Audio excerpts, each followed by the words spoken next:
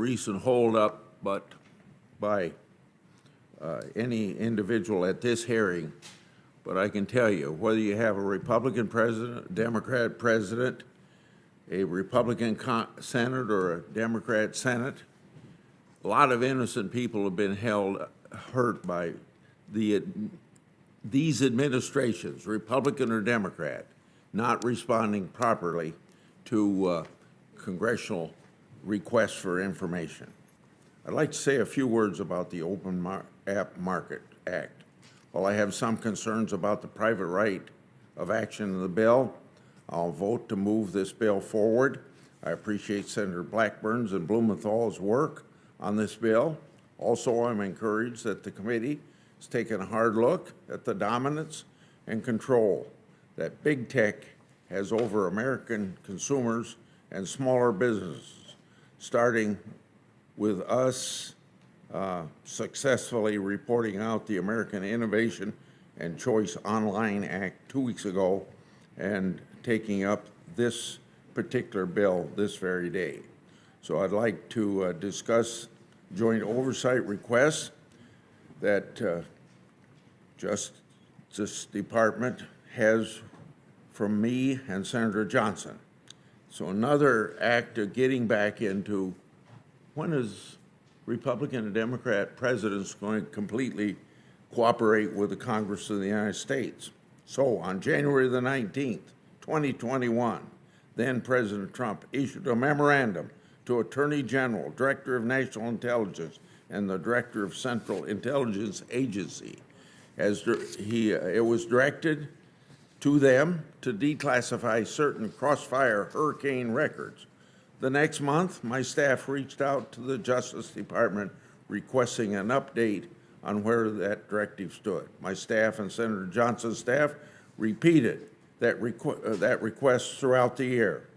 October 13th last year, Senator Johnson and I wrote to the Attorney General requesting an update on the declassification process. In response, on January the 20th this year, the department stated that it had yet to examine and determine exactly what materials are subject to declassification. That's 1 year after the declassification directive was issued. The department has yet to produce a single record to Congress and the American public. Further, the department has yet to confirm that these Crossfire hurricane productions to Congress won't include Freedom of Information Act redactions. As we all know, Congress didn't create FOIA for it to be used to hide information from Congress. Yet the executive branch, Republican and Democrat, uses FOIA as a shield in that way.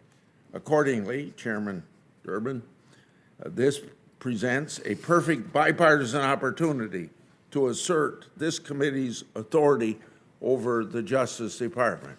I encourage you to join my efforts to ensure that this committee is provided production free from FOIA redactions. I'd also like to speak briefly about Supreme Court. On Tuesday, Chairman Durbin and I discussed nomination process with President Biden, and I thank the President for taking the time to meet with us. I also thank him for making it clear that we'll have a process that allows us to diligently and fairly review the nominee's record. Our job is to carefully scrutinize the nominee's qualifications, temperament, and commitment to our Constitution.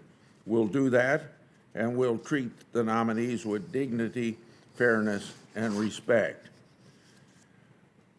Along that line, whether you're a Republican member of this committee or a Republican member of the caucus outside of this committee, if you want to meet with this this nominee, whoever it is, I hope you'll make that known so that we don't kind of use this process to say that can be accused of deliberately delaying the consideration of the nominee. We don't know who you are, but if you want to, you ought to let us know.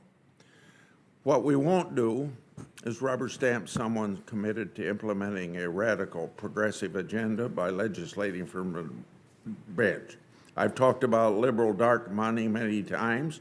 Seems like these groups have already made it clear that's what they expect from whoever the president nominees, and I suppose the president's getting the pressure just exactly to do that.